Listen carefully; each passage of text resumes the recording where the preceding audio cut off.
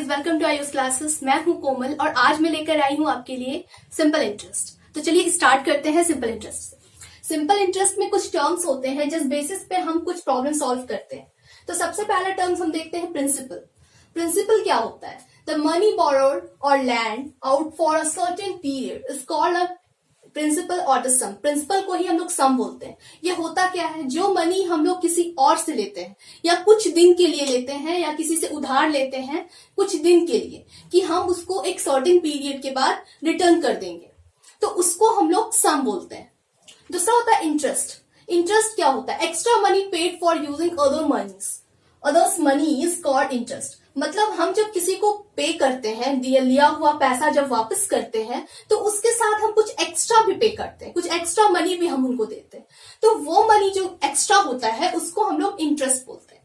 फिर एक आता है सिंपल इंटरेस्ट। ये था सिर्फ इंटरेस्ट। और दूसरा होता है simple interest. If the interest on sum borrow for a certain period is record uniformly, then it is called simple interest. Simple interest क्या होता है? सिंपल इंटरेस्ट, जैसे कि इंटरेस्ट तो हम नॉर्मली समझ रहे हैं, सिंपल इंटरेस्ट का काम होता है कि ये पर साल के हिसाब से, मतलब पर एनम के हिसाब से जिस रेट पे हम इंटरेस्ट दे रहे हैं। जैसे कि मान लीजिए हम किसी से 1 साल के लिए पैसा उधार लिए, हम बोलेंगे कि आप पैसे मुझे दे दो, मैं आपको 1 साल के बाद रिटर्न कर दूंगी। तो जो पैसे मैं लूंगी 1 साल के लिए, उस कुछ रेट होगा, कुछ इंटरेस्ट का कुछ रेट होता है। तो रेट आपका कुछ भी हो सकता है, 2%, 3% पर एनम। वो पर एनम के हिसाब से होगा, पर ईयर के हिसाब से होगा।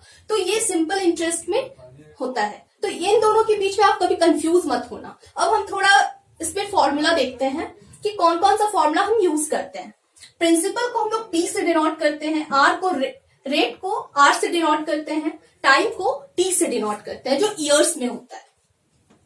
एसआई का फॉर्मूला होता है P into R into T by 100। P का, इससे हम पी का और आर का भी वैल्यू निकाल सकते हैं। ऐसे मैंने लिख दिया है, P equals to 100 into S I by R by T into R by R into T. फिर होता है रेट का भी 100 into S I by P into T. T का होता है 100 into S I by R into P. चलिए हम लोग न्यूमेरिकल्स देखते हैं। Find the SI on rupees 68,000 at 16.2/3% per annum for 9 months। तो यहाँ पे हमारा सबसे पहले जो दिया हुआ है, जो गिवन है, वो हम लोग लिखते हैं। क्या क्या दिया हुआ है? प्रिंसिपल दिया हुआ है, क्योंकि SI हमको निकालना है, किस पे लग रहा है, कितने में लग रहा है। तो ये हमारा क्या हो गया? प्रिंसिपल हो गया, क्योंकि प्रिंसिपल में ही लगता है। अमाउंट आपका अलग हो गया, अमाउंट अपना सोचना, ना ही इंटरेस्ट सोचना। इंटरेस्ट लग रहा है एक सर्टेन अमाउंट पे, तो ये जो पैसा दिया हुआ है वो हमारा प्रिंसिपल हो गया या सम हो गया। तो इसको हम लोग पी से ही डिनोट कर लेते हैं।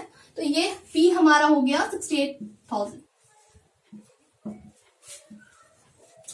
दूसरा है टी।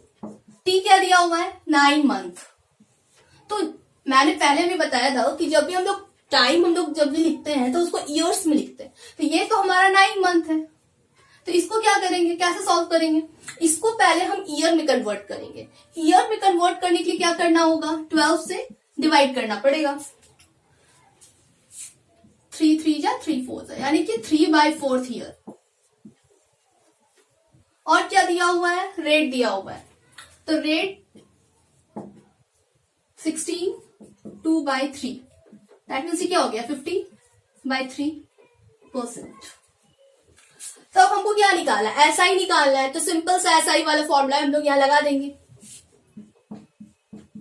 जो कि होता है P into R into T by 100।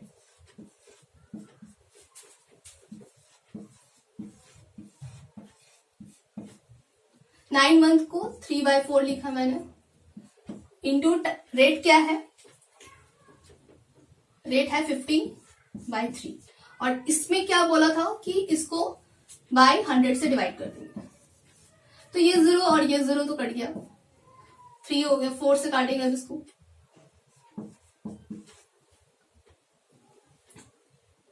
3 cut गया, हो गया 8500। ये रुपीज में होगा, ये आंसर। देखते हैं next question. A sum at simple interest at 13 1/2 per annum amount to ₹2502.50 after 4 years. Find the sum. मतलब एक सर्टेन सम में, मतलब यहाँ पर हमको सम नहीं पता है, कितना भी कोई पैसा लिया है जिसपे इंटरेस्ट पर एनम के हिसाब से 13.1/2% का लग रहा है, और अमाउंट जो हमारा अमाउंट है, मतलब इंटरेस्ट और पर ये जो हमारा प्रिंसिपल होगा, दोनों को सम करके जो आता है वो अमाउंट हमारा दिया हुआ है 2502.50 आफ्टर 4 ईयर. 4 ईयर में ये अमाउंट आएगा. तो हम लोग को अभी यहाँ पे क्या निकालना है, हम लोगों को फाइंड द सम निकालना है. सम हमको पता नहीं है कि कितने में कितना इंटरेस्ट, कितने में इतना ज्यादा इंटरेस्ट लग रहा है. तो सबसे पहले हम सम को x मान लेते हैं. Let the sum be x rupees या रुपीज x ही लिख देते हैं. अब यहाँ पर क्या है, क्या क्या दिया हुआ है, रेट दिया हुआ है. रेट दिया हुआ है हमारे पास 27/2% पर एनम. फिर है अमाउंट दिया हुआ. तो अमाउंट का हमको ये पता है क्या होता है. अमाउंट का होता है प्रिंसिपल प्लस इंटरेस्ट. ये होता है अमाउंट का फॉर्मूला. मैंने यहाँ पे लिख दिया है, तो इसको देख लेना अच्छे से. तो सबसे पहले यहाँ पे क्या क्या दिया हुआ है वो मैं लिख दे रही हूँ. अमाउंट दिया हुआ है, अमाउंट है 2502.50 और रुपीज में. फिर है टाइम दिया हुआ है 4 years. तो हम लोग यहाँ पे सबसे पहले ऐसा ही निकालते हैं, P into R into T by 100. P क्या था, P हमको नहीं पता है, X ले लिए है. R क्या है 27/2. फिर क्या है टाइम 4 year to 1/100.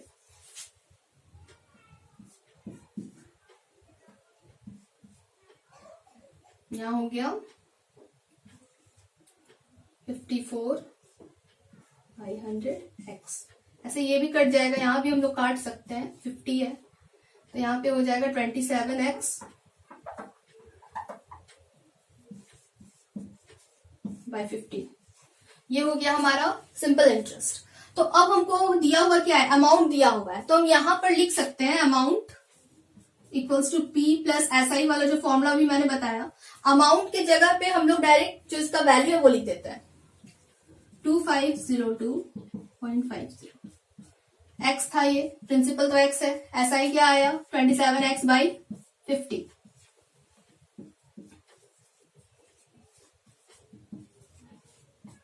यहां हो जाएगा 50x/50.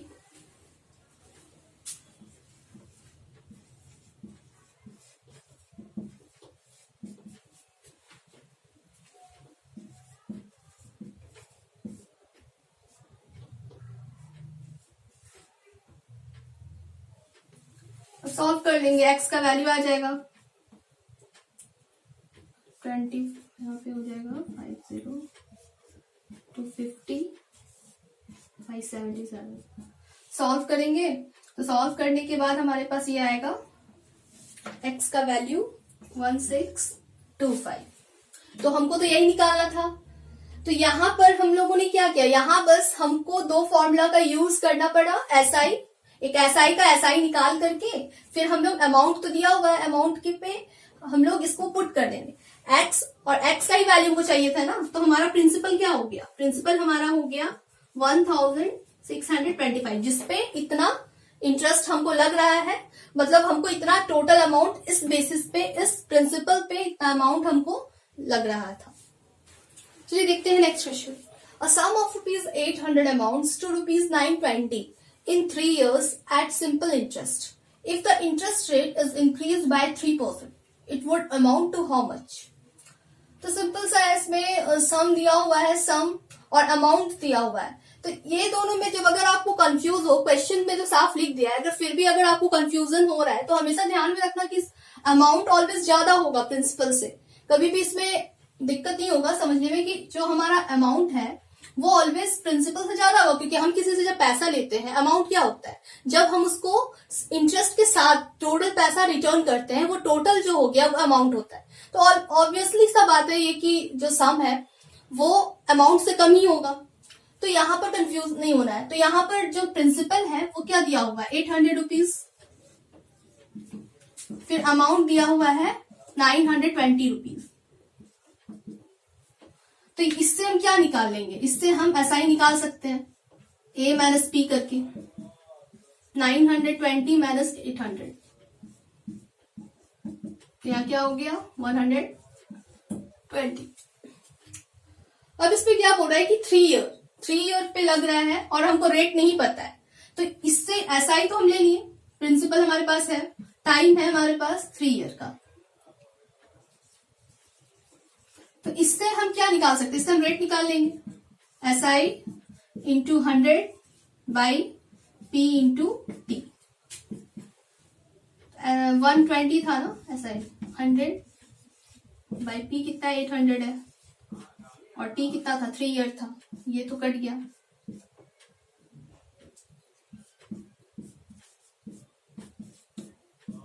आ गया 5%, यानी कि जो रेट लग रहा है वो 5% के हिसाब से लग रहा है। अब इसमें कुछ और क्वेश्चन भी पूछा, if the interest rate is increase by 3%, अगर ये जो रेट है वो 3% से इंक्रीज कर जाएगा, यानी कि जो हमारा रेट है वो 8% हो गया, यानी कि 5 में और 3% ऐड हो गया, तो अमाउंट क्या होगा। तो उस समय हम लोग क्या करेंगे, हमारे पास यहाँ पे रेट पता है, तो यहाँ पर हम सबसे पहले निकालेंगे, क्योंकि यहाँ पे हमको अमाउंट चाहिए तो प्रिंसिपल निकाल लेंगे, सॉरी इंटरेस्ट, सबसे पहले इंटरेस्ट निकालते हैं। तो यहाँ पर हो जाएगा P into R into T वाला फॉर्मूला लगेगा, 800 इंटू R है 8, T है 3 बाई 100, 64 इंटू 3, 64 इंटू 3 क्या होगा, सही है ना, ठीक है, 192 ना गया। अब हमको क्या अमाउंट निकालना था, तो अमाउंट हम निकाल लेंगे, 800 प्लस 192, यानी कि 992 रुपीज हमारा लगेगा इंटरेस्ट अमाउंट। ये आंसर हो गया। अब देखते हैं next question, what percent per annum will the sum of money double in 16 years. तो जब भी ऐसा होगा ना, इस तरह का क्वेश्चन जनरली आ जाता है, एग्जाम्स में दे देता है, तो व्हाट परसेंट, यहाँ पर आपको क्या निकालना है। यहाँ पर सबसे पहले यहाँ पे हमारे पास कुछ नहीं है, यहाँ पे हमको बस टाइम पता है और कुछ पता नहीं है, लेकिन यहाँ पे बोल रहा है कि कितना भी अमाउंट में, यहाँ पे हमको परसेंट या कुछ नहीं पता है, ना सम पता है, कुछ भी नहीं पता है। तो सबसे पहले हम क्या करते हैं, जब इस तरह का क्वेश्चन होगा ना कि जहाँ पे सम जो है वो डबल हो जाता है, उसका इंटरेस्ट डबल हो जाता है, तो यहाँ पर हम लोग क्या करते हैं ना, हम लोग यहाँ पे प्रिंसिपल और SI दोनों को सेम मान लेते हैं, यानी कि जो हम SI प्रिंसिपल मानेंगे ना, क्योंकि सेम इंटरेस्ट लग रहा है, तो यहाँ पर इसको दोनों को X मान लेते हैं। और यहाँ पे हमको रेट भी नहीं पता है, तो रेट भी हमको पहले रेट ही निकालना है, मेनली इसमें रेट ही निकालना है। तो और यहाँ पर हमको टाइम कितना मिल रहा है, 16 ईयर्स का। तो यहाँ पे क्या करेंगे, सबसे पहले रेट निकालते हैं, सिंपल सा क्वेश्चन है, वही निकालना ही है, SI into 100 by P into T, तो X 100 बाई X इंटू 16। यहाँ पे एक चीज में कंफ्यूज मत होना आप लोग, क्योंकि यहाँ डबल लिखा है, तो डबल मतलब क्या, सेम इंटरेस्ट लग रहा है। यहाँ पर डबल का मतलब है यहाँ पे 2x नहीं कर देना है, यहाँ पे बस जो सिंपल इंटरेस्ट होगा ना, वो हमारा P के इक्वल हो जाता है इसमें, इसीलिए हम लोग ऐसे सॉल्व करेंगे इसको। तो कट जाएगा 250 सॉरी 4 से ही काट देते हैं, 4 जा तो 25 बाई 4, यानी कि 6 1/4%। अब देखते हैं हम next question, the SI on a sum of money is 4/9 of the principal. मतलब जो हमारा सिंपल इंटरेस्ट है वो सम का 4/9% लग रहा है, 4/9 मतलब 4/9 part. Find the rate percent and the time if both are numerically equal. हमको यहाँ रेट भी निकालना है, हमको यहाँ टाइम भी निकालना है, हमको दोनों में से कुछ नहीं पता है, और दोनों का जो वैल्यू होगा वो न्यूमेरिकली इक्वल होगा, यानी कि जो नंबरिंग होगा दोनों का जो वैल्यू होगा तो वो इक्वल होगा। तो यहाँ पर हम लोग क्या करते हैं, जो दिया हुआ है पहले वो देखते हैं क्या दिया हुआ है। तो ना प्रिंसिपल दिया है ऐसे, तो हम लोग प्रिंसिपल को एक्स मान लेते हैं।